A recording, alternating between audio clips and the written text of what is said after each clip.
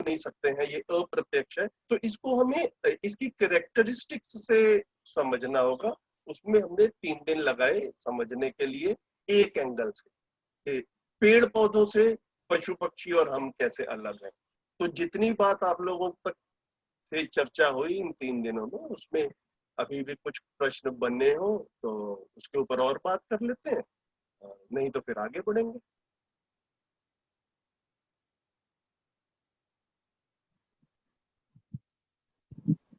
तो सभी साथियों से अनुरोध है, अगर आपके पास प्रश्न है तो जरूर उन्हें रखें, ताकि स्पष्टता बनी रहे और आगे और अधिक स्पष्टता हम हासिल कर पाए। तो मोनिका जी या पूनम जी, आप में से कोई आज का सेशन मॉडरेट करना चाहेगा? मोनिका जी और पूनम जी सुन पा रहे हैं मुझे?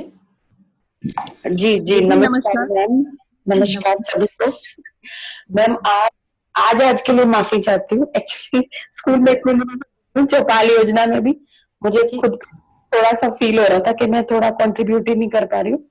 जी जी, कोई बात नहीं, कोई बात नहीं। तो मोनिका जी आप करेंगी? जी दीदी नमस्ते जी। आज के सेशन को आगे बढ़ाते हैं दीदी। और जैसे हम इतने दिन से दोबारा चर्चा कर रहे हैं जीवन के बारे में, क्योंकि कुछ डाउट्स आ गए थे, कुछ क्लैरिटी नहीं बन पा रही थी, तो हमने क्वेश्चन आंसर्स के थ्रू फिर कोशिश की समझने की कि जीवन क्या है, इसकी क्रियाएं क्या हैं, दोबारा एक बार रिविजिट किया। बहुत अच्छी तरह से और स्पष्टता बनी, मेरे साथियों की शायद मुझसे भी बेहतर बनी। उन्होंने जिस तरह से अपने विचार रखे जो मैं सुन रही थी साथ साथ 2-3 दिन से, और उसके बाद भी जो संशय अगर हैं तो वो मुझे लगता है इसलिए कि अभी हमें और अपने अंदर जांचने की जरूरत है। जैसे भैया कहते हैं कि हम बार बार अपने में रिफ्लेक्ट करके देखें, जो भी प्रश्न बार बार मन में आ रहे हैं उनको अपने अंदर टटोलें और उन्हें जीवन की जो क्रियाएं हैं उनका दृष्टिकोण रखते हुए समझने की कोशिश करें। वो प्रयास जारी है। और अगर कोई और साथी कुछ पूछना चाहते हैं, अभी भी कोई डाउट है मन में, तो वो अपना प्रश्न रख सकते हैं, या इसमें कुछ जोड़ना चाहते हैं, इसको और समझाना चाहते हैं, तो उनका भी स्वागत है।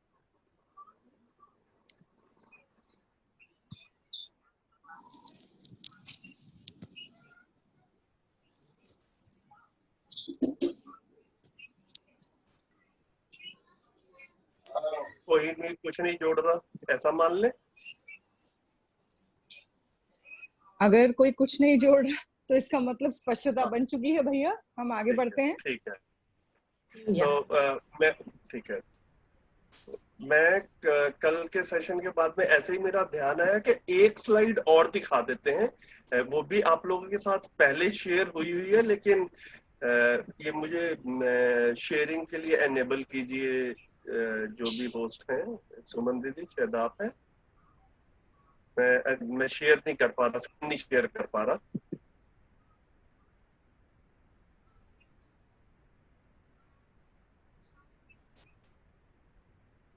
जी भैया आप ट्राई करिए, अब को होस्ट बना दिया आपको। हाँ, लाइसेंस में को होस्ट बनाने की सुविधा रहती है। जी ये बहुत बढ़िया हो गया भैया। तो ये हमने ना, जब जीवन क्रिया वाली एक लंबी प्रेजेंटेशन थी, आप लोगों से शेयर किया हुआ है, मतलब कुछ 88 स्लाइड्स के आसपास थी उसमें ऐसे 60 नंबर के आसपास जो है ना, ये वाली एक स्लाइड थी जिसमें भी 4 अवस्थाओं का जिक्र हुआ था। तो जब भी हम 4 अवस्थाओं को समझे तो उसमें, अब 4 अवस्थाओं को समझने में ही फिर डिस्टिंक्शंस भी क्लियर रहते हैं। तो ये धर्म वाला पार्ट है ना, ये पुराने साथियों को तो क्लियर होगा, नए साथी इस चीज पे ध्यान रखें कि चारों अवस्थाओं का मध्यस्थ दर्शन में बड़े अच्छे से धर्म जो है वो की तरफ इशारा किया गया है, उसको पहचाना गया है और उसको प्रस्ताव रूप में रखा गया है। तो जितना हम इस एंगल से भी देखते हैं, प्रस्ताव है, जांच हम खुद सकते हैं, और हमने जितना जांचा हमें बड़ा अच्छा लगा, इस तरफ पहले ध्यान नहीं गया था। और बीच में एक कॉलम स्वभाव का भी है, स्वभाव भी धीरे धीरे जो है वो अपना जो है वो क्लियर होगा। तो पदार्थ अवस्था जो है उसका धर्म है अस्तित्व, है ना? ये स्लाइड पे चर्चा पहले हो चुकी थी, लेकिन क्योंकि अब हम इसके ऊपर इसी तरह की बातें कर रहे हैं तो इसको रिविजिट कर ले। तो पदार्थ अवस्था का धर्म है अस्तित्व। पदार्थ बना रहेगा, पदार्थ नष्ट नहीं होगा। इसका पदार्थ का रूप परिवर्तन हो सकता है, उसमें जो है उसकी रचना विरचना हो सकती है, लेकिन उसका अस्तित्व खत्म नहीं होगा। जैसे आप लोग मेरे ख्याल से साइंस में ये कह सकते हैं that matter can neither be created nor destroyed, it only changes it's form. तो ये अस्तित्व जो है वो पदार्थ का धर्म है, और उसमें रचना विरचना होती रहती है। जो संगठन विघटन कह रहे हैं वो बेसिकली रचना विरचना। और मिट्टी जुड़ी और पत्थर बन गया, चट्टान बन गई, फिर हजारों लाखों सालों में चट्टान जो है वो फिर से विरचित होकर मिट्टी बन गई। इस तरह से हम साइक्लिक रूप में देख सकते हैं। प्राणावस्था में जो धर्म है वो ग्रोथ है, पुष्टि है। मतलब क्योंकि वहां पर ये कोशिकाएं बननी शुरू हो जाती हैं, सेल्स बनने शुरू हो जाते हैं जो मल्टीप्लाई होते हैं। तो जो वो मल्टीप्लाई होते हैं, नए सेल्स बनते हैं किसी इकाई में, उसी को पुष्टि कहा। तो जैसे एक बीज लगाते हैं,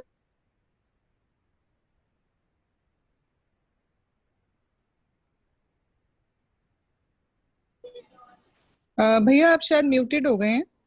इसका रहता है, उसका वजन भी कम होता है, समय के साथ साथ उसमें ग्रोथ होती है। तो ये जो है इसको हम प्राणावस्था का धर्म कह रहे हैं। कि पुष्टि है तो प्राणावस्था है, अगर ग्रोथ नहीं है तो मतलब तो ये बड़ा क्लियर जो है वो पहचानने के लिए एक इंडिकेशन है। और जैसे अगर ये मन में विचार आए कि हम लोग खुद हैं, हम में तो ऐसा लगता नहीं है कि ग्रोथ हो रही है, हमारी तो हाइट जितनी होनी थी 5 फुट 6 फुट वो हो गई, अब कैसे पहचाने कि हम में ग्रोथ हो रही है कि नहीं हो रही। तो बेसिकली कहने का मतलब ये कि हम जैसे साइंस में कहते हैं पुराने सेल्स हमारी बॉडी में रोज लाखों करोड़ों सेल्स बनते रहते हैं और पुराने सेल्स मरते रहते हैं। तो जो ये नए सेल्स बनने वाला काम है, इसको जो है वो ग्रोथ कह रहे हैं, है ना। तो जितने पुराने सेल्स मरे थे उतने नए सेल्स जो है वो, एक सेकंड,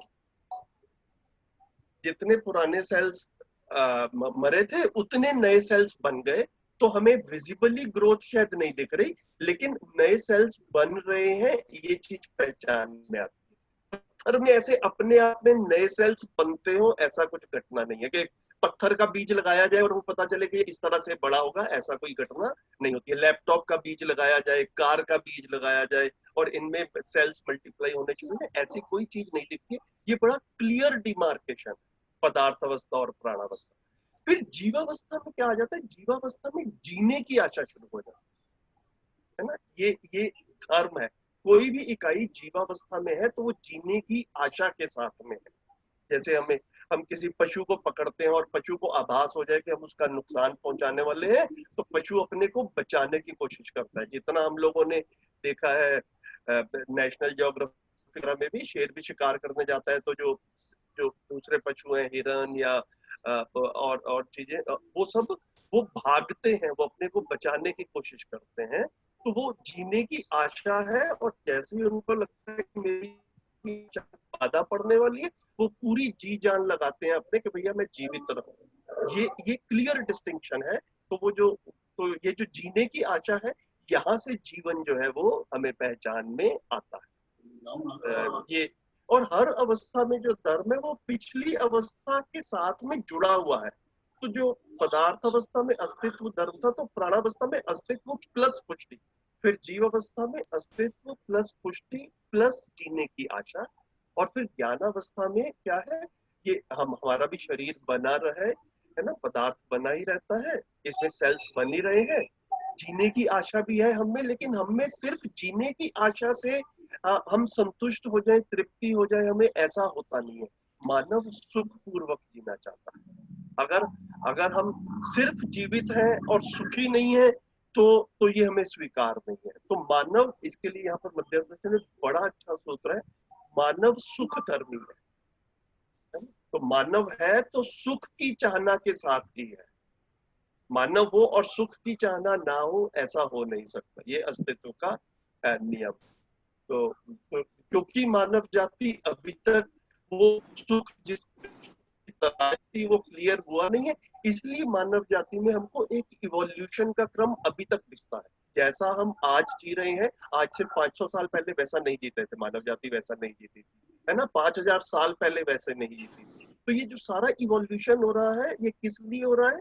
मानव की सुख पूर्वक जीने की जो चाहना है, वो अभी जो है वो तृप्त नहीं हुई है। पशु पक्षियों में जीने की आशा है, वो जीने की आशा तृप्त हो चुकी है, उनमें इवोल्यूशन का क्रम जो है हमको, जैसे हम लोग अपना घर जो है आजकल हम जैसे घर बनाते हैं, आज से 500 साल पहले वैसे घर नहीं बनते थे, है ना। जैसे आजकल हम ट्रेवल करते हैं, यातायात के साधन है, आज से 500 साल पहले वैसे नहीं थे, 5000 साल पहले उससे भी कम थे। पशु पक्षियों में जैसे वो 500 साल पहले घर बनाते थे, जैसे 5000 साल पहले घर बनाते थे, वैसे ही अभी भी बनाते हैं, उनमें वो परिवर्तन जो है वो नहीं दिखता है। तो मानव में जो जितना मानव जाति में जीने के क्रम में जो हमको चेंजेस दिख रहे हैं, वो सुख की तलाश में ही है।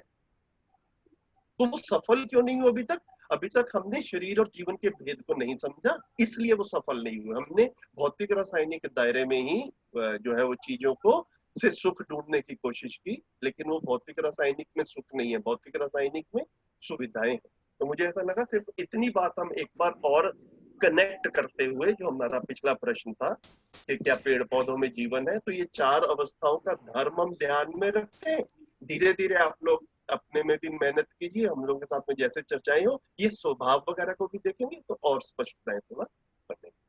तो ये स्लाइड आपके पास में ऑलरेडी है, जीवन क्रिया वाली स्लाइड में। जी भैया धन्यवाद इस स्लाइड पर फिर से ध्यान दिलवाने के लिए। कोई साथी अब कुछ बात रखना चाहेंगे या हम आगे बढ़े? किसी को इस स्लाइड से रिलेटेड कुछ? जी हाँ जी दीदी, मुझे पूछना है। जी पूछिए।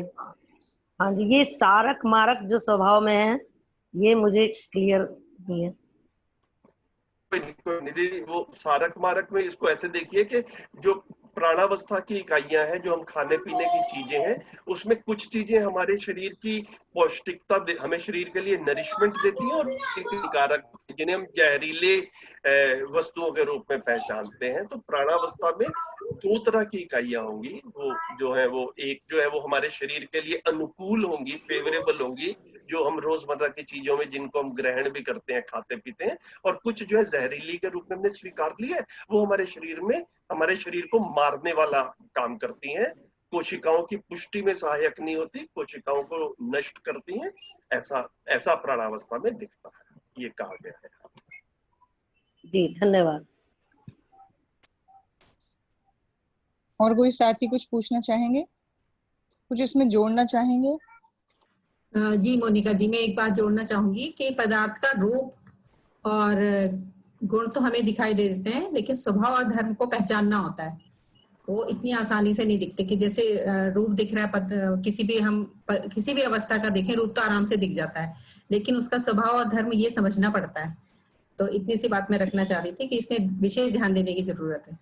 बिल्कुल, बढ़िया जी दीदी। और रूप और गुण जो है ये इकाई का होता है। जी बोलिए। समझ होता है, तो ये अवस्था का, जिस अवस्था की वो इकाई है, उस अवस्था का अगर हमको किसी आम के पेड़ का स्वभाव समझना है तो हमको प्राणावस्था को समझना पड़ेगा। प्राणावस्था के स्वभाव के साथ होती है, और धर्म भी अवस्था का होता है। तो ये मुझे जोड़ना था जी। भैया एक बार दोहराएंगे कि हमें किसी को पहचानना है तो हमें? आवाज नहीं आ रही मेरी? भैया दोबारा बीच बोलिए में। बस। हाँ जी, थोड़ा एक बार दोबारा। अच्छा, मैं जैसा वो सुमन दीदी ने कहा कि रूप गुण जो है वो हम पहचान जाते हैं, स्वभाव धर्म को समझना होता है। तो एक्चुअली स्वभाव धर्म जो समझना होता है, तो वो इकाई से समझ में नहीं आता, वो इकाई किस अवस्था की है। अगर अवस्था हमें समझ में आती है, जैसे आम का पेड़ है तो वो प्राणावस्था की इकाई है, तो उसका स्वभाव समझने के लिए प्राणावस्था का स्वभाव, तो उसका स्वभाव समझ में आता है। ऐसे ही धर्म समझना है तो अवस्था किस अवस्था की इकाई है, उसका धर्म क्या है।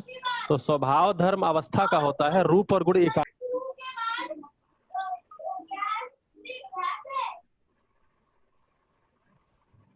हेलो हाँ जी। जी भैया, शायद श्रवण भैया की आवाज नहीं आ रही, आपको आ रही है? हाँ हाँ आ रही है, उन्होंने बात पूरी कर ली अपनी। जी ठीक है, धन्यवाद बहुत बहुत। आगे बढ़े भैया। हाँ आगे बढ़ते हैं, बिल्कुल बिल्कुल।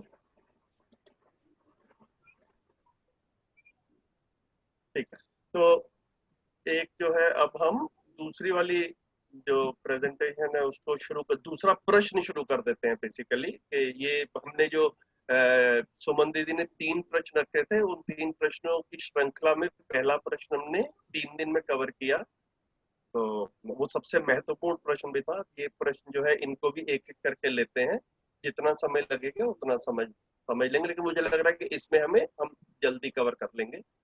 अस्तित्व में कुल कितने प्रकार की क्रियाएं हैं, ये प्रश्न था। तो कल तक या परसों तक इसमें 56 रिस्पॉन्सेज आ गए थे। तो उसमें ऐसा बताया गया, जो ऑप्शंस थे, 3 ऑप्शंस थे कि अस्तित्व में 3 प्रकार की क्रियाएं हैं। इसके लिए 25% लोगों ने बोला, साथियों ने बोला। अस्तित्व में 10 क्रियाएं हैं, ऐसा 55% साथियों ने बोला। और अस्तित्व में अनगिनत क्रियाएं हैं, इसको जो है वो 20% साथियों ने बोला। तो एक काम कर लेते हैं कि पहले जो है जिनको जैसा जैसा लगा वो बता दें कि कैसा कैसा क्यों लगा, कुछ साथी शेयर कर लें और फिर बात को आगे बढ़ाएंगे। तो मोनिका जी, आप थोड़ा साथियों को एनकरेज कीजिए कि कोई बताएं कि उन्होंने जो भी ऑप्शंस लिए वो किस कारण से लिए, क्या उसके पीछे की रीजनिंग थी, लॉजिक था, थोड़ा सुन लेते हैं फिर आगे चलते हैं। जी भैया, मुझे याद आता है कि जब हमने अपना लेट्स टॉक एजुकेशन पे प्रेजेंटेशन दिया था जीवन विद्या शिविर का, तो ये प्रश्न वहां पर भी पूछा था और कुछ कुछ ऐसे ही रिस्पांस आया था। तो मैं सभी साथियों से रिक्वेस्ट करूंगी, विनम्र निवेदन करूंगी कि वो अपनी बात रखें, क्योंकि जैसे जैसे हम पूछने की प्रक्रिया में आते हैं हमारी अपनी ही समझ बढ़ती है और हम अपने साथियों की भी समझ को बढ़ाने में मदद करते हैं। सो जिन साथियों को लगता है कि अस्तित्व में कुल 3 क्रियाएं हैं, वो बताएं कि वो कौन सी हैं या उन्हें 3 क्यों लगा। इसी तरह जो 10 सोचते हैं या अनगिनत सोचते हैं वो भी अपनी बात रखें।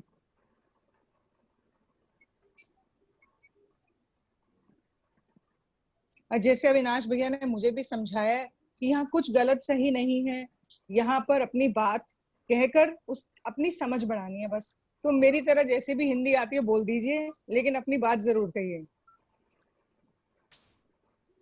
एक तो मैं ये कहना चाहता था मोनिका दीदी कि मैंने पिछले 4 महीने में देखा और पिछले साल जो आपके साथ शिविर किया था, तो एक तो आपकी हिंदी बहुत बढ़िया हो गई है ये थैंक यू ये भैया। सेशंस करते करते। जी बिल्कुल। हम सबकी बेहतर हुई है और आपकी भी हुई है बढ़िया। जी भैया धन्यवाद। तो कोई साथी अपनी बात रखें। तो ये मान लेते हैं। जी जी मुनीष जी का कहना है नॉट ऑडिबल। मुझे लगता है हम सब तो सुन पा रहे हैं, उनके नेटवर्क में थोड़ा इशू होगा, इसलिए शायद वो नहीं सुन पा रही हैं। सुमन दीदी, सुमन बहन, हाँ, जो भी नहीं सुन पा रहे हैं उनके पीछे एक रीजन ये भी हो सकता है कि जब लॉगिन करते साथ ही एक ऑप्शन आता है माइक वाले जगह पर, वो उन्होंने उस ऑप्शन को शायद क्लिक नहीं किया होगा, तो उससे बातचीत सुन नहीं पा रहे होंगे। तो भैया वो एक बार मीटिंग को छोड़ के रीजॉइन करें उस ऑप्शन को लेके। हाँ जी जी जी जी बिल्कुल। हेलो मोनिका जी, मैं अपनी बात रखना चाहती हूँ। जी बोलिए। सभी को नमस्ते।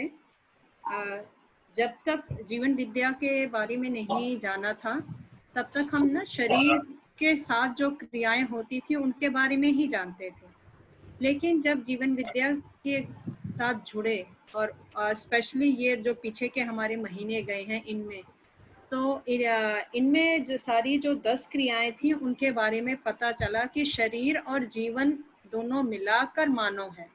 तो मानव जो है वो 10 क्रियाएं करता है और वो 10 क्रियाएं जो हैं वो उनकी हमें स्थिति गति के बारे में भी पूरा पता चला, इसलिए मैंने ऑप्शन जो है इसमें 10 को किया था। शुक्रिया। जी दीदी बहुत बढ़िया। और कौन बताना चाहेंगे? जी मैं रखूं अपनी बात मैम? हाँ जी बताइए। मैंने भी ना 10 रखा था ऑप्शन, 10 क्रियाएं ही मेरे दिमाग में आया था एकदम। लेकिन फिर नेक्स्ट डे मैं ऐसे ही जब इस प्रश्न पर विचार कर रही थी तो मुझे थोड़ी कंफ्यूजन हुई। अस्तित्व में 3 वास्तविकताएं, व्यापक, जड़ और चैतन्य। तो मैं कंफ्यूज हो गई कि मैंने ठीक किया या गलत किया। फिर मैं सोचती रही लेकिन कोई निष्कर्ष ही नहीं निकाल पाई। तो कंफ्यूजन फिर अभी तक है। तो मुझे लगा चलिए जब सेशन होगा तो फिर संजीव भैया दूर कर देंगे। मतलब मैंने आंसर दिया था 10, वो जो जीवन क्रियाएं हमने पढ़ी, लेकिन फिर जब मैं पढ़ रही थी ना तो थोड़ा कंफ्यूजन हुआ मुझे। तो संजीव भैया रेज है तो नीरू मैम से पूछ लेते हैं। जी नीरू मैम। जी जब हम अस्तित्व में क्रियाएं इनकी बात करते हैं तो मुझे लगता है कि अभी सेशन जितने हुए उसमें हमने ये समझने की कोशिश की है कि अस्तित्व में 3 तरह की क्रियाएं हैं, जिसको एक रासायनिक है, एक भौतिक है और एक जीवन क्रिया है। ये अस्तित्व शब्द पे शायद बहुत लोगों का ध्यान नहीं गया होगा, इसलिए ये शायद गलती हो रही है। जब हम जीवन की बात करते हैं और हम कहते हैं जीवन जो है वो 10 क्रियाओं का मिला जुला एक रूप है, यानी जीवन की है वो 10 क्रियाएं, लेकिन अस्तित्व में बाकी भी क्रियाएं शामिल हो जाएंगी। तो जीवन क्रिया को एक क्रिया के रूप में हम यहाँ देखते हैं और बाकी की 2 जो है वो भौतिक और रासायनिक हो। जी thank you Monica, thank you so much. Thank you Neeru दी। पूनम जी आपको कुछ मिला इससे हल? हेलो जी मैम लग रहा है मुझे थोड़ा स्पष्ट हो गया जो कंफ्यूजन था। जी बहुत बढ़िया। दरअसल मोनिका मैं अगर कहूँ तो सच बात यह है कि जब मैंने भी इसको किया था क्विज को, मेरा ध्यान भी अस्तित्व पे नहीं गया था, लेकिन अभी इस प्रश्न को जब मैंने दोबारा पढ़ा है तब मेरा ध्यान इस पर गया है, इसलिए मैं इस बात को इस तरह से रख पाई हूँ, क्योंकि मैं भी कंफ्यूज हुई थी, अस्तित्व मैंने नहीं देखा था उस टाइम पे। तो दीदी एक चीज मैं यहाँ पे देख पा रही हूँ बार बार खुद के रिफ्लेक्शन से भी और अपनी समझ से भी, कि हमारा ध्यान अगर एक शब्द से भी चूक जाता है और वो शब्द बेसिकली कॉन्सेप्ट है, उसकी अगर हमें क्लैरिटी नहीं होती है तो बाकी चीजों को हम उससे जोड़कर नहीं देख पा रहे हैं। वो वहाँ कहीं ना कहीं हमसे चूक हो रही है। और आप जो सब इसको इतने टाइम से कर रहे हैं, आपने अपनी समझ बनाई है, तो आपने कैसे इस कमी को दूर किया? आपने ये जैसे अभी नीरू जी ने बोला कि वो जो की होती है, कुंजी होती है, वो कैसे मिलती है जब हम इस तरह से कुछ कर रहे हैं? मोनिका मुझे ऐसा लगता है कि क्योंकि पहली बार जब मैं बता रही हूँ मैंने भी पढ़ा था तो मैं मिस कर गई थी, लेकिन जब आप किसी चीज को पूरा माइंडफुल होके देख रहे होते हैं और कर रहे होते हैं तब आपका ध्यान उसकी हर शब्द पे और उसके अंदर जो निहित मीनिंग है उस पे पूरी तरह से होता है, मतलब पूरा अच्छे से फोकस करके करते हैं, तब मुझे लगता है कि हम सही पर पहुंच पाते हैं, वरना मिसअंडरस्टैंड ज्यादा करते हैं और अंडरस्टैंड कम करते हैं। मोनिका जी मैं थोड़ा कुछ जोड़ना चाहूंगी। हेलो जी दीदी बोलिए। हाँ, तो जैसे हम देखते हैं अस्तित्व में 4 अवस्थाएं हम देख पाते हैं, तो उसमें से पहली अवस्था, दूसरी अवस्था ये भौतिक और रासायनिक क्रियाओं के फलस्वरूप ही होती हैं, मतलब पदार्थ बनता है भौतिक क्रियाओं के फलस्वरूप, और उसमें जैसे हम देखते हैं जल बनता है। वो ये किसी का माइक बहुत ज्यादा डिस्टर्बेंस कर रहा है, प्लीज अपना माइक म्यूट कर लीजिए। वैसे मुझे दीदी आप सबको म्यूट करके ना फिर खुद को अनम्यूट करके बोलें। संध्या जी का माइक अनम्यूट हो गया था, बाकी तो मैंने सबको म्यूट ही कर रखा है। जी दीदी। तो जैसे हम पदार्थ अवस्था की बात करते हैं तो वहां पे भौतिक क्रियाएं, रासायनिक क्रियाएं होती हैं। प्राण अवस्था में भी ऐसी होती है, जीवावस्था में भी ये क्रिया होती ही है, और ज्ञान अवस्था में भी होती है। लेकिन जीवावस्था और ज्ञान अवस्था में एक क्रिया और होती है जो चैतन्य की क्रिया है, चैतन्य इकाई की क्रिया है, जिसको कि जीवन क्रिया कहा जा रहा है। तो इस तरह से कुल मिला के अस्तित्व में मुझे भी ये लगता है कि 3 क्रियाएं होती हैं। मैंने यही ऑप्शन चूज किया था। संजीव भैया आप ज्यादा बेटर बता पाएंगे हमें, तो मेरा इस पे ध्यान गया था तो मैंने ये बात अपनी रख दी है। मोनिका मैं भी कुछ बोलूं? जी जी प्लीज। इसमें जो क्वेश्चन है ना, इसमें अस्तित्व में कुल कितने प्रकार की क्रियाएं ये पूछा है, तो 10 में जाना सबका स्वाभाविक है क्योंकि हम जीवन क्रिया की बात कर रहे हैं, पर यहाँ पर 3 क्रियाएं हैं भौतिक, रासायनिक और जीवन क्रिया। तो जो ये 10 क्रियाएं ना, जो अभी जैसे सभी साथियों ने बोला कि 10 क्रियाएं जो वो चैतन्य इकाई की हैं, जीवन क्रिया। तो अगर होता कि जीवन क्रियाएं कितनी है तब 10 होता, पर अस्तित्व में कुल कितनी क्रियाएं, तो वो भौतिक, रासायनिक और जीवन क्रिया। तो मैंने भी 3 का ही आंसर दिया था, 3 का। जी दीदी, बहुत बढ़िया। मोनिका जी, मैं कुछ शेयर करूं? जी प्लीज बताइए। जब मेरा भी दिमाग में यही गया था कि जो है कि जीवन में क्रियाएं, अगर हम व्यापक को जैसे हमने पढ़ा तो हमें यही महसूस हुआ कि क्रियाएं तो सभी इकाइयों में अनगिनत हैं, क्रियाएं तो अनगिनत हैं। उनको फिर जो है हमने 3 पार्ट्स में डिवाइड कर दिया है कि जो है भौतिक, रासायनिक और जो है जीवन क्रिया में। अगर हमारे पास प्राणावस्था और ज्ञानावस्था की जीवावस्था और ज्ञानावस्था की बात आती है तब हम जीवन क्रियाओं की बात कर रहे हैं, और अदरवाइज हम जो है पदार्थ अवस्था में केवल जो है उसकी बात कर रहे हैं, भौतिक रासायनिक क्रियाओं की। तो आपके हिसाब से अनगिनत क्रियाएं हैं जिन्हें 3 हिस्सों में, 3 भागों में बांट दिया गया है। हाँ, सभी इकाइयों में अगर हम देखें तो सभी इकाइयों में क्रियाएं तो हैं ही हैं, क्रिया तो क्रियाशील हैं इकाइयां तो, पर उनको 3 भागों में बांट दिया गया है उनकी अवस्था के अनुरूप। जी धन्यवाद। नीरू दीदी का हाथ उठा हुआ फिर से। नीरू दीदी। I am sorry. तो वो डाउन करना भूल गई थी अपना हैंड शायद। I am really sorry. नहीं नहीं, कोई बात नहीं। और कोई साथी जो बताना चाहें?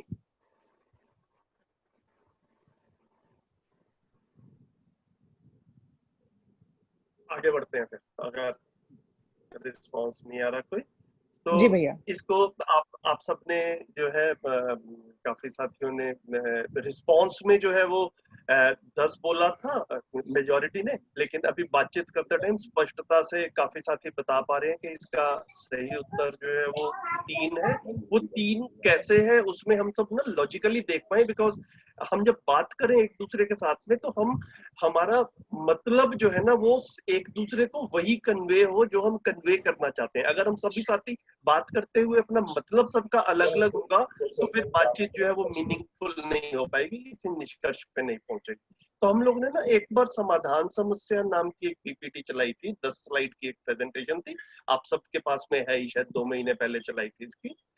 उसमें हमने स्लाइड नंबर 3 और 4 में इसका जिक्र किया था। तो एक तो मुझे ऐसा लग रहा है कि मैं आप सबको इस तरफ भी मैं इशारा कर रहा हूँ कि हमने पिछले 4 महीने में काफी मटेरियल आप लोगों के साथ में शेयर किया है, जिसमें कई बार काफी रियलिटीज की तरफ इशारा किया है। शायद कंटेंट ज्यादा हो गया है और हम आगे बढ़ते रहे और पिछले कंटेंट के साथ में स्थिरता नहीं बनी। अब हम ये वाला समय जो है इसमें यही कोशिश कर रहे हैं कि हम वो पिछले कंटेंट के साथ बने रहें।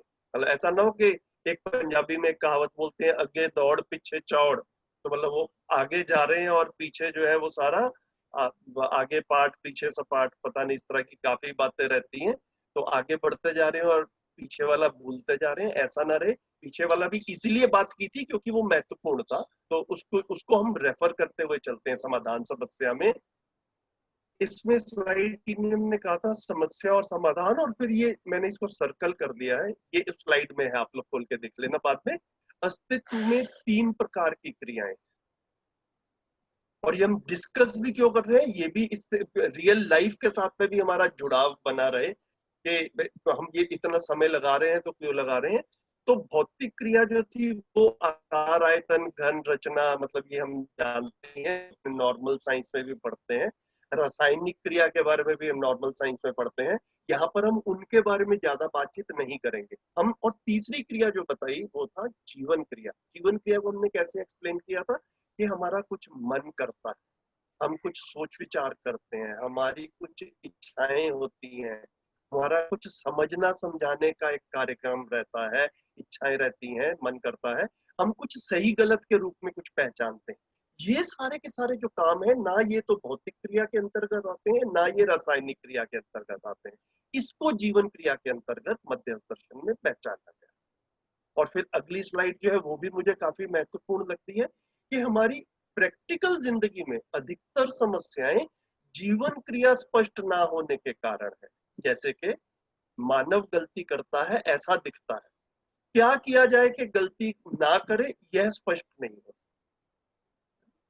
तो कुछ सही गलत होता है, गलत करता है तो हमें बुरा लगता है, फिर हम उसको समझाना चाहते हैं, वो समझता नहीं है, हम परेशान होते हैं। तो ये जो समझने समझाने वाला काम है, सही गलत वाला काम है, इसके ऊपर हमारी पकड़ नहीं बनी है, क्योंकि हमने जीवन को नहीं समझा है। जीवन नाम की रियलिटी जो है वो हम भौतिक और रासायनिक क्रियाएं समझते रहे साइंस में, भौतिक रासायनिक क्रियाओं में ये वाली चीजें हैंडल नहीं होती। फिर दूसरा बुलेट पॉइंट इसमें लिखा सही गलत कुछ होता है ऐसा हम मानते हैं, और क्या होता है यह स्पष्ट नहीं है ना। काफी बार हम मित्र लोग परिवार में भी इकट्ठे बैठते हैं, कुछ लोग परिवार के सदस्य भी, तो सही गलत क्या होता है इसके ऊपर भी ऐसा लगता है कि ये भी बड़ी एब्स्ट्रैक्ट सी चीज है। ऐसा लगता है कि मेरी एक गट फीलिंग है कि कुछ सही है कुछ गलत है, लेकिन उसको मैं स्पष्टता के साथ में सामने वाले के सामने नहीं रख पाता, सामने वाला हमारे सामने नहीं रख पाता। तो सही गलत हमारे जीने में काफी महत्वपूर्ण है। कोई गलत करे ये हमें स्वीकार नहीं है, लेकिन सही गलत होता क्या है इसको हम पकड़ नहीं पा रहे। ये हमारी जिंदगी की एक बड़ी समस्या है, ये प्रैक्टिकल लाइफ में है ना। मैं दूसरों को कुछ समझाना चाहता हूँ, अपने बच्चों को कुछ समझाना चाहता हूँ, अपने स्पाउस को समझाना चाहता हूँ, भाई बहन को समझाना चाहता हूँ, समझा नहीं पाता, है ना। ये भी हम लोगों ने प्रैक्टिकल जो है वो जिंदगी में ऐसा जूझते हुए अपने आप को पाया है। तो ये सारी की सारी जो प्रैक्टिकल लाइफ की समस्याएं हैं, ये भौतिक क्रिया और रासायनिक क्रिया के अंतर्गत नहीं आती है। इसकी स्पष्टता इसमें हम पारंगत तभी होंगे जब हमें जीवन समझ में आएगा और जीवन कैसे काम करता है वो समझ में आएगा। तो फिर इसके बाद में हम जब जीवन को समझने जाते हैं तो जीवन में 10 क्रियाएं होती है, तो वो एक अलग से कंटेंट है, वो एक अलग से चैप्टर है। अस्तित्व में 3 प्रकार की ही क्रियाएं हैं। ये जो है हम इसको ऐसा पहले भी रखा था, इसको कोशिश कर रहे हैं कि एक तरह से रिफ्रेश हो जाए, रिवाइज हो जाए। और एक लास्ट वाली जैसे हमने कल की स्लाइड बनाई थी उसी में लिंक भी हो जाए कि ये तीनों क्रियाएं कहाँ कहाँ पर प्लेस होती हैं। तो चारों अवस्थाओं में जो प्रत्यक्ष वाली चीजें हैं, जो उनका स्ट्रक्चर है, जो उनका आकार है, जो उनका डेंसिटी है, आकार आयतन घन जिसको बोलते हैं, जितनी भी क्रियाएं हो रही हैं वो भौतिक और रासायनिक क्रियाएं हो रही हैं। ये हमने नीचे एक रेक्टेंगल बनाकर इस स्लाइड में दिखाया भी है कि जो स्ट्रक्चर या शरीर या बॉडी के अंतर्गत उसके जो है जितना भी काम हो रहा है वो भौतिक और रासायनिक क्रियाएं हो रही हैं, और जो सेल्फ वाला पार्ट था उसमें जो क्रियाएं हो रही हैं वो जीवन क्रिया। तो ये ले दे के पूरा का पूरा एग्जिस्टेंस है हमारी। अब हम अगर अपनी पूरी एजुकेशन को भी देख पाए तो पूरी एजुकेशन जो है वो प्रत्यक्ष वाले पार्ट पे मोस्टली फोकस्ड है, उसमें भौतिक और रासायनिक क्रिया का कंटेंट काफी ज्यादा है। हमारी जिंदगी की एक्चुअल में काफी सारी प्रॉब्लम जिसको हम रिलेशनशिप्स की प्रॉब्लम्स के रूप में भी पहचानते हैं, वो जीवन क्रिया की स्पष्टता ना होने के कारण है। तो अस्तित्व में तीन प्रकार की क्रियाएं हैं, भौतिक क्रिया, रासायनिक क्रिया और जीवन क्रिया। ये जो है कुछ साथियों ने अभी आधा घंटा पहले जब हम इसी सेशन में शेयर कर रहे थे तो ऐसा भी कंफ्यूजन बताया कि अस्तित्व में 3 वास्तविकताओं के रूप में हमने बात की थी कि व्यापक, जड़ और चैतन्य। तो उन 3 वास्तविकताओं को भी शायद 3 क्रियाओं के रूप में कुछ साथी कंफ्यूज हो गए। तो वो जो 3 वास्तविकताएं हैं वो मेरे को ऐसा लगता है कि वो उन 3 वास्तविकताओं को हम बिल्डिंग ब्लॉक्स के रूप में देख सकते हैं। पूरे एग्जिस्टेंस के बिल्डिंग ब्लॉक्स जो हैं वो जो है वो मतलब वो 3 वास्तविकताएं हैं। जैसे कि बड़ा मतलब मैं कोशिश कर रहा हूँ रिलेट करने की, पता नहीं रिलेट होगा क्या नहीं होगा, लेकिन मैं कोशिश फिर भी करता हूँ। जैसे कि पीरियोडिक टेबल में हम साइंस में पढ़ते हैं केमिस्ट्री में, तो कुछ 118 के करीब जो है वो एलिमेंट्स बताए जाते हैं। एलिमेंट्स जो हैं वो उनसे मिलकर एग्जिस्टेंस में सब कुछ बनता है ना। हमारा लैपटॉप बना, चश्मा बना, कपड़े बने, हमारा शरीर बना, पानी बना, हवा बनी, धरती बनी, ये सब जो है इनके मूल में सिर्फ वो 118 एलिमेंट्स थे, है ना। तो इस तरह से मतलब अगर हम देखें तो उसके बाद में हमें एक्चुअल में इकाइयों की संख्या काफी ज्यादा दिखती है। तो इस तरह से जो वो 3 वास्तविकताएं हैं वो 3 उन 3 वास्तविकताओं को उस रूप में देखा जाए। फिर जब हम क्रियाओं की बात करते हैं तो क्रियाओं में जो है वो इकाइयों में क्रियाएं रहती हैं, तो वो जड़ में भौतिक और रासायनिक क्रिया, और फिर चैतन्य में जीवन क्रिया। ये जो है इसको एक इस तरह से हम देखते हैं। फिर जीवन क्रिया में 10 क्रियाएं हैं। जैसे भौतिक क्रिया है, तो भौतिक क्रिया में जैसे हम फ्रिक्शन पढ़ेंगे, तो फ्रिक्शन भी भौतिक क्रिया में होने वाली एक जो है वो क्रिया है ना। तो लेकिन वो आती किसमें, भौतिक क्रिया में। जीवन क्रिया में फिर उसको समझने जाते हैं तो उसके अंतर्गत 10 क्रियाएं। ये जो था, इस प्रश्न को इस तरह से लगा कि आपका ध्यान जाए, मतलब नहीं तो सारी चीजें आपस में हौच पौच और खिचड़ी बनी रहेगी, तो फिर कोई क्लैरिटी नहीं बनेगी। हम इस तरह से अपनी सारे शब्दों को जो पहले यूज किया उसको दोबारा से, बाकी साथी कुछ ऐड कर। शरण भैया आप अपने तरीके से कुछ बताएं, सुमेर भाई, सुनीता दीदी अगर हैं, अंकित भाई या और भी कोई साथी अपने तरीके से भी इस चीज को प्लीज और इलेबोरेट करें। मुझे इतना ही कहना था। भैया एक जन्मजय सर ने 2 बातें लिखी हैं चैट बॉक्स में। एक तो है 4 अवस्थाओं के रूप में प्रकट होने के लिए 3 प्रकार की क्रियाएं हैं, भौतिक क्रिया, रासायनिक क्रिया और जीवन क्रिया। ये तो ठीक मुझे लग रहा है, लेकिन फिर भैया ने लिखा है कि जीवन क्रिया में ही 122 क्रियाओं को समझा जा सकता है। तो मुझे लग रहा है यहाँ पे कुछ कंफ्यूजन है, क्योंकि 122 आचरण है, क्रियाएं नहीं है, जहां तक मैं समझी हूँ। भैया इसको थोड़ा स्पष्ट कर दीजिए। हाँ, तो मतलब देखिए वही है कि ये भाषा जो है ना, इसको मतलब हम किसी भी जगह किसी भी कंटेंट को लेकर जब चलेंगे तो हमारा भाषा के ऊपर एक यूनिफॉर्मिटी रहेगी, तो तभी हम जो है ना वो बातचीत कर पाएंगे। नहीं तो भाषाओं का अगर मिक्सअप होता रहेगा तो फिर जो है वो हमारी क्लैरिटी बनेगी नहीं। तो आपने सही कहा कि मध्यस्थ दर्शन में फिर जब हम वो आज वो जाते हैं, जो 122 की संख्या से जो इंडिकेट हो रहा है वो आचरण हो रहे हैं, उसमें से कुछ जो है वो मन में होने वाले आचरण है, कुछ वृत्ति में होने वाले आचरण है, कुछ चित्त में होने वाले आचरण है, फिर जो है वो बुद्धि और आत्मा। तो ऐसे करके जो है वो आचरण के रूप में। क्रिया जो है वो जीवन क्रिया में 10 क्रियाएं हैं। 10 क्रिया में से भ्रमित मानव 4.5 क्रिया में क्रियाशील रहता है, जागृत जो है वो 10 की तरफ अग्रसर होता है। और जब 10 की 10 क्रियाएं एक्टिवेट हो जाती हैं, क्रियान्वित हो जाती हैं, क्रियाशील हो जाती हैं, तो फिर हम उसको जागृति के रूप में पहचानते हैं। जी भैया, और हमारे साथ दर्शना बहन भी जुड़ी हुई हैं, और दर्शना बहन का जहाँ तक मैंने देखा है कि चैट बॉक्स में उन्होंने लास्ट डे भी, कल का दिन भी उन्होंने यही लिखा कि जीवन को समझ पाना या तो बहुत आसान है या बहुत ही कठिन। तो दीदी ये समझ जाएंगे तो बहुत अच्छा लगेगा, और नहीं तो फिर मुश्किल तो लगेगा। सुमन दीदी पिछले वाले पे जो संजू भैया ने कहा था उसमें मुझे भी जोड़ना है। जी भैया। आवाज आ रही है मेरी साथ? आ रही है भैया, आ रही है। जी बढ़िया बढ़िया। अच्छा, तो एक्चुअली जैसे भौतिक क्रिया जब हम कहते हैं तो उसके भौतिक क्रिया का मतलब ये है कि आकार, आयतन, घनत्व में बदलाव होता है, बाकी कोई बदलाव आचरण में नहीं होता। इसको हम भौतिक क्रिया बोलते हैं। किसी का आकार बदल सकता है, आयतन बदल सकता है, घनत्व बदल सकता है, उसी आधार पे हम ठोस, द्रव, गैस को पहचानते हैं। तो एक क्रिया के रूप में इसको भौतिक क्रिया बोल रहे हैं। ऐसे ही रासायनिक क्रिया बोल रहे हैं जिसमें कि आचरण में ही बदलाव हो जाता है।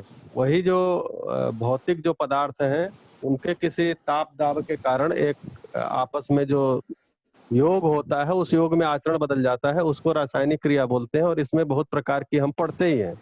तो वैसे ही जीवन क्रिया को जो है हम 10 क्रियाओं के रूप में देखते हैं। फिर उसके अंदर जो हो रही हैं उन क्रियाओं को 122 कहा जा रहा है, जिनको आचरण के रूप में पहचानते हैं। लेकिन जब जैसे भौतिक क्रिया, रासायनिक क्रिया को हम जिस ढंग से बोल रहे हैं, वैसे ही जीवन क्रिया को भी बोलते हैं। जी। यहाँ एक चीज मैं जोड़ना चाहूंगा कि कितने प्रकार की क्रियाएं हैं और कितनी क्रियाएं हैं, दोनों में थोड़ा सा अंतर है। प्रकार तो 3 ही हैं, लेकिन उन 3 प्रकारों के अंदर भी कितनी क्रियाएं हैं उसको हमें अलग अलग देखना चाहिए। जैसे मन के अंदर जो है जिस प्रकार से क्रियाएं हैं, तो इस तरीके से हम उसको अलग अलग भी देख सकते हैं। तो प्रश्न जिस हिसाब से, मैंने उसी हिसाब से देखने की कोशिश की थी कि कितने प्रकार की या कितनी, दोनों में अंतर है, प्रश्न में ही अंतर हो जाएगा।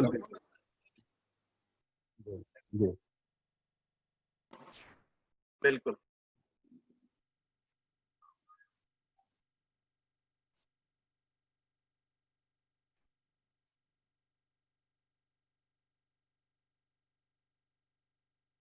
जी, और कोई कुछ कहना चाहेंगे?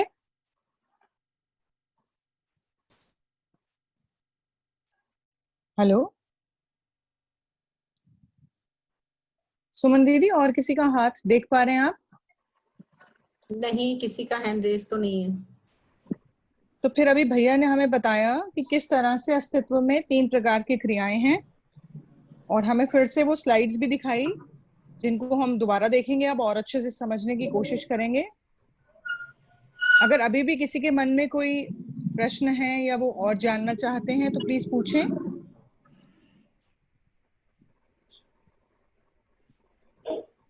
क्या हमें अस्तित्व की 3 प्रकार की क्रियाएं और जीवन क्रियाएं, इनमें फर्क समझ में आ गया अब? क्या हम इस उत्तर को जांच पाए अपने अंदर कि ये इसका सही जवाब 3 क्यों है?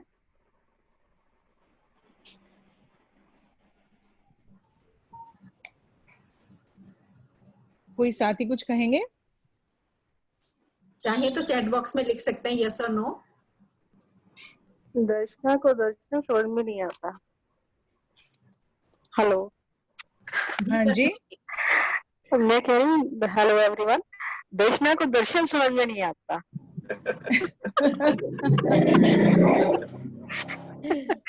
मैं समझने की कोशिश करती रहती हूँ, मैं रोज सुन रही हूँ और लगता है आज तो मैंने सुन लिया, बहुत अच्छा लगा, और फिर रात तक होते होते लगता है कि क्या सुना था सुबह मैंने, और सब गायब हो जाता है। अगले दिन फिर हम समझाते हैं तो लगता है हाँ कुछ तो है। दर्शना जी, मुझे लगता है आप लेट जुड़ी हम लोगों के साथ, आप शुरुआत के नहीं शायद ना, वो जी जी जी थोड़ी जी, हाँ। समस्या हो रही है, अदरवाइज ऐसा नहीं है। दर्शन बड़ा समझ से आता है, बहुत आनंददायक भी होता है इसको समझना। नहीं अच्छा तो लग रहा है मुझे। एक्चुअली तो मैं थोड़ा ड्यूटी है, इस वजह से ऐसा लग रहा है आपको। दर्शना दीदी कौन सा सब्जेक्ट पढ़ाती हैं? सर मेरा म्यूजिक सब्जेक्ट है मेरा। कौन सा? म्यूजिक। म्यूजिक, अच्छा। जी सर, हाँ जी सर। म्यूजिक वाले सीधे साधे होते हैं ना सर, तो उनको तो समझ लय की भाषा समझ में आती है। ठीक है। Okay, thank you. जी सुमन दीदी। जी हाँ जीवन जी भैया। हाँ जी, नमस्ते नमस्ते सभी को। श्रवण भैया ने एक बात रखी थी जब स्लाइड चली थी कि हम उस अवस्था को देखकर हम पहचानेंगे उसका धर्म था, जो बिल्कुल ठीक है। लेकिन जब उनका आचरण निश्चित है तो आचरण के अलावा भी कोई रीजन है कि हमें अवस्था पर जाना पड़ रहा है? जैसे मानव का तो समझ आता है कि आचरण निश्चित नहीं है, इसलिए एक मानव को दूसरे मानव को देख के हमें धर्म और स्वभाव मतलब डिफर लगता है। लेकिन जब औरों का सब कुछ समान है तो हम किसी इकाई को देखकर क्यों नहीं पहचान पाते? केवल वही रीजन है या और भी कोई रीजन है, मतलब आचरण वाला?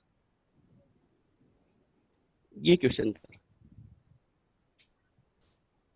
जैसे श्रवण भैया ने कहा था कि उसके हमें अवस्था पर जाना पड़ेगा कि पदार्थ अवस्था का धर्म क्या है। किसी ऐसा नहीं कि आम को देख के हम ये बता दें। जब उनका आचरण निश्चित है तो क्यों नहीं कर पाते, या और भी कोई रीजन है मतलब आचरण के अलावा ऐसा पहचानने में? जी शरण भैया हैं क्या कॉल में? हाँ भैया, मैं पूरा सुन नहीं पाया हूँ, इसलिए आप अगर बोलेंगे तो ठीक रहेगा। मैं कहीं चला गया था पानी वानी पीने।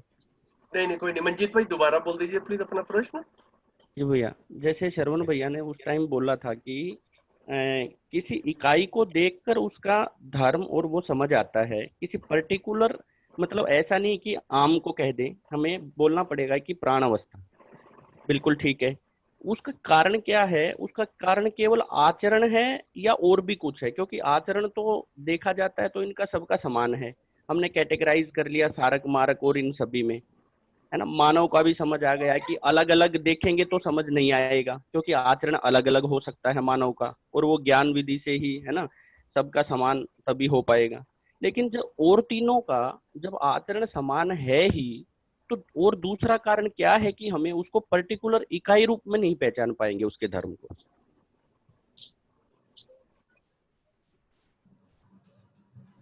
भैया एक बात रखना चाहूंगी कि समय हो गया है, लेकिन इस प्रश्न का उत्तर ले ही लेते हैं। जी, तो जी धर्म को एक्चुअली एक और जीवन क्रिया में भैया ने 3 चीजें रखा था, वस्तुगत सत्य, वस्तु स्थिति सत्य और स्थिति सत्य। तो एक्चुअली वस्तुगत सत्य जो होता है वो इकाई को देखते हैं, वस्तु का जो होता है रूप गुण स्वभाव धर्म, और जो वस्तु स्थिति होता है वो उसके देश दिशा काल के अनुसार, और स्थिति सत्य जो है सत्ता में संपृक्त प्रकृति के रूप में हम देखते हैं। तो जब हम इकाई को देख रहे हैं तो वो इकाई को पूरा देखने का मतलब ये हुआ कि उसके रूप गुण स्वभाव धर्म को देख रहे हैं। इसका मतलब ही ये हुआ कि उसको हम सह अस्तित्व के रूप में देख रहे हैं। इसका मतलब ही ये हुआ कि हम उस इकाई को अवस्था और व्यापक में संपृक्तता सहित देख रहे हैं। तो जब हम अवस्था उस इकाई को देखते हैं तो रूप गुण को देखते हैं, अवस्था के रूप अवस्था सहित देखते हैं तो स्वभाव को देखते हैं, सत्ता में संपृक्तता सहित उसको देखते हैं तो धर्म को देख पाते हैं। तो कुल मिला करके भैया इकाई पूर्ण ही होती है रूप गुण स्वभाव सहित। तो इसलिए जो बोध बोल रहे हैं कि न्याय धर्म सत्य तो व्यवस्था का बोध होता है, तो अगर बोध पूर्वक हम देखते, अभी हमारी गलती ही यही हो रही है कि हम केवल रूप गुण को देख रहे हैं और अपने लिए उपयोग सदुपयोग दुरुपयोग जो भी है कर रहे हैं, करते चले जा रहे हैं। अगर स्वभाव धर्म के साथ भी हम देखते हैं, क्योंकि स्वभाव धर्म समझ में आता है, वो इंद्रियों की सीमा में नहीं आता, क्योंकि अरूपात्मक है। रूप गुण तो रूपात्मक होता है, स्वभाव धर्म जो है वो रूप रूपात्मक होता है और गुण परस्परता में व्यक्त हो जाता है। और स्वभाव धर्म समझ में आता है, उसके लिए ज्ञान गोचर विधि है। तो चूंकि ज्ञान गोचर विधि हमने लगाया नहीं, इसलिए रूप गुण को ही केवल देखा इंद्रियों में, और इंद्रियों के आधार पर देखा या परस्परता में जो प्रभाव है उसके आधार पर देखा। उसी से हमारा काम चलता जा रहा है। जब उसी से हमारा काम चलता जा रहा है तो हम उस लफड़े में ही नहीं पड़े कि स्वभाव धर्म को उसको पहचाने, उसको समझे।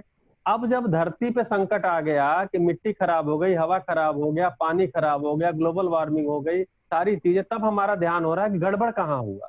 तो अब जब हम इस मध्यस्थ दर्शन की दृष्टि से देखते हैं तो यही पता चलता है गड़बड़ी ये हुआ कि हमने जो है किसी इकाई को अधूरा देखा, रूप गुण स्वभाव धर्म सहित नहीं देखा, केवल रूप गुण को देखा और अपने काम में ले आए। रूप गुण को देखा, अपने काम में ले आए। मानव के भी रूप गुण को देखा और अपने काम में ले आए।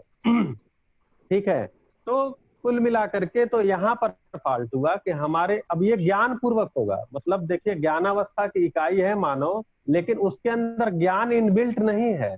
ज्ञान के लिए मानवीय पुरुषार्थ लगेगा, ज्ञान के लिए श्रम होगा, जो हम लोग कर ही रहे हैं 4 महीने से। तो चूंकि ये ज्ञान पूर्वक, ज्ञान गोचर विधि से आएगा तो ज्ञान पूर्वक ही समझ में आएगा। तो चूंकि ज्ञान पूर्वक समझने का कोई कार्यक्रम अभ्यास अभी उस ढंग से नहीं हुआ, जहां हुआ जितना हुआ वहां तो उपलब्धियां हैं। आपको बहुत सारे जगहों पे बहुत सारे लोग जो है वो बहुत सारा सदुपयोग करते हुए दिखते हैं। हालांकि अभी स्वभाव धर्म कितना पकड़ में आया है वो हम नहीं कह रहे हैं, लेकिन अनुमान तो बना है। तो कुल मिलाकर के जो स्वभाव धर्म है वो ज्ञान गोचर है। जब तक उसको ज्ञान गोचर विधि से नहीं देखेंगे तब तक वो समझ में नहीं आएगा। मुझे लगता है आपका प्रश्न जितना मुझे समझ में आया है, या तो मतलब या प्रश्न में पूरा समझा नहीं हुई, या जितना समझा उसके अनुसार हमें ये बात रखने की का मन था। जी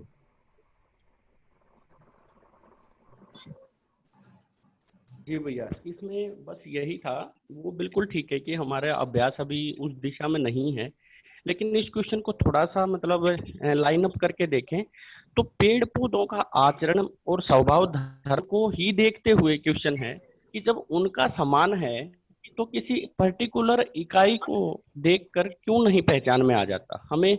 मतलब जैसे आपने बोला कि उसकी अवस्था को देखना पड़ेगा, प्राण अवस्था के बारे में जब स्वभाव धर्म की बात आती है तो, और उनका सबका आचरण सेम ही है। जैसे आम का पेड़ ले लीजिए, तो उस इकाई से क्यों नहीं पहचान में आ जाता, हमें वहां अवस्था पे क्यों जाना पड़ता है जब उनका आचरण समान है तो। हाँ, आचरण सेम नहीं जी, आचरण समान नहीं है भैया, आचरण समान नहीं है, आचरण में निश्चितता है। ये दोनों दो चीजें हैं, आचरण समान होना और आचरण निश्चित होना, ये दोनों दो है। अब मिर्चा खाएंगे तो हमको तीखा लगेगा, मीठा नहीं लगेगा, गुड़ खाएंगे तो मीठा लगेगा। तो आचरण सेम नहीं है, आचरण निश्चित है, ऐसा कहा जा रहा है। और जो आचरण की निश्चितता है वो उस अवस्था के से उसके स्वभाव धर्म को की तरफ हमको ध्यान में आता है। और जब हम पूरा देखते हैं, अभी हम पूरा देखते नहीं ना, पूरा देखते हैं तो स्वभाव धर्म सहित ही देखते हैं।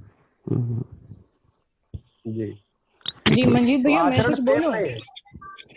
जी मंजीत भैया, मुझे भी जो इतनी कंफ्यूजन हो रही थी ना, वो इसलिए हो रही थी कि मैं ये सोच रही थी कि पेड़ पौधों का एक निश्चित आचरण है और वो उससे डगमगाते नहीं है, वो प्रकृति में अपना योगदान जो भी उनका धर्म निश्चित किया गया उसको करते हैं पूरा, और मानव नहीं करता है, उसका आचरण निश्चित नहीं है। सो मैं ना यहाँ आकर कंफ्यूज हो गई और बहुत सारे और भी क्वेश्चंस फिर मन में उठने लगे कि ऐसा क्यों। सो इसलिए मुझे ये बात रिया की ठीक लग रही है कि हम अवस्था पर जरूर ध्यान दें। हम सिर्फ रूप गुण पे अगर रुक जाएंगे तो, या हम ये सोचेंगे कि निश्चित आचरण है इकाई का इसलिए हम उसको समझ पा रहे हैं, मुझको लगता है कि वो थोड़ी कम समझ रह जाएगी। अवस्था को समझना, जानना, उसमें उसका स्वभाव धर्म देखना भी बहुत जरूरी है, जो मुझे समझ में आ रही है। इसमें इसमें एक बात जोड़ना है और कि भैया देखिए, समझने का कोर्स कितना कम हो जाता है इससे। आप 4 अवस्थाओं के स्वभाव धर्म को समझ लीजिए, तो किसी भी इकाई को देखेंगे तो रूप गुण तो देख ही रहे हैं, अवस्था के आधार पर नहीं तो हर इकाई का स्वभाव धर्म भी अलग से अध्ययन करना पड़ता है। तो एक्चुअली समझने का कोर्स इतना बड़ा नहीं है अगर ऐसे हम देखते हैं तो। जी जी भैया, ये भी बहुत आसान बात हो गई है। अदरवाइज तो आप देखिए ना कितनी इकाइयां होंगी, किसी भी अवस्था में देखो करोड़ों अरबों खरबों इकाइयां होंगी, तो उनको समझना आ जाए तो फिर तो कितना समय लगने वाला है, हर इकाई का जानना पड़ेगा। तो यहाँ अवस्थाओं को जान लिया तो वो बहुत आसान हो गया और कम भी हो गया।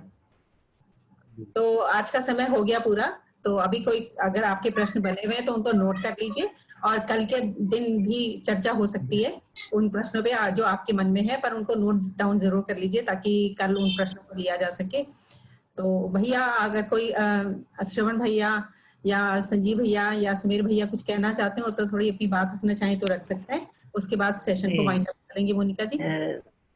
जी जी सुमन बहन, एक छोटी सी बात मैं रख देता हूँ जो मंजीत भाई ने प्रश्न रखा था। श्रवण भाई ने हालांकि स्पष्ट कर दिया है, लेकिन उसको ऐसे देख सकते हैं कि रूप और गुण इकाई का अपना, लेकिन स्वभाव और धर्म देखेंगे तो उस अवस्था की सभी इकाइयों का स्वभाव और धर्म कॉमन होता है, मतलब एक जैसा ही है।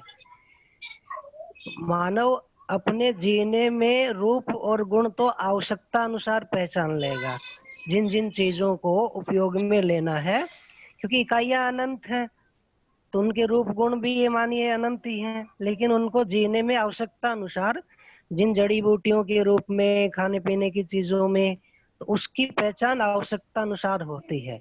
क्योंकि स्वभाव और धर्म है ये एक अवस्था की सभी इकाइयों का समान कॉमन होता है, इसको समझना होता है। तो व्यवस्था को समझे बिना स्वभाव और धर्म समझ में नहीं आता है, तो इसको थोड़ा सा इस तरह से भी देख सकते हैं। जी सुमेर भाई, बढ़िया, धन्यवाद। बढ़िया भैया। तो सभी का धन्यवाद, नमस्कार सभी को। जी भैया, बस एक काम करते हैं कि कल का जो ये वाली बात आज मुझे लग रहा है मोटा मोटा सा पूरी हो गई है, कुछ होगी मेरे थोड़ी सी और कर लेंगे। फिर तीसरा प्रश्न जो था कि क्या आप जीवन को स्पष्ट रूप से पहचान पाए हैं या आप देख पाते हैं, ऐसा प्रश्न था। तो उसमें भी काफी साथियों ने बोला था कि हाँ देख पा रहे हैं।